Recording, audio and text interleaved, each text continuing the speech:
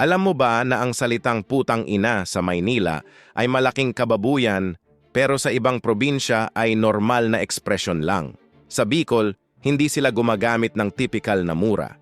Ginagamit nila ang pagkain para mang-insulto. Halimbawa, ginhawa ka, na ibig sabihin ay ulam ka. Sobrang offensive sa kanila pero sa amin walang dating. Sa Ilocos naman, lahat ng mura nila tungkol sa pagsasaka. Naimas ka, na ibig sabihin, nabubulok ka na parang mais. Grabe ang insulto sa kanila. Ang pinaka-shocking, yung salitang animal sa Tagalog ay mild lang. Pero sa Cebuano, pag sinabi mo hayop ka sa maling tono, pwedeng away agad. Maraming OFW na nakaka-experience nito.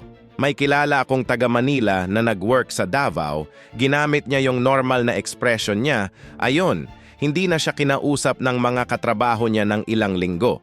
Ngayon dahil sa social media, nagiging mixed na yung mga mura natin.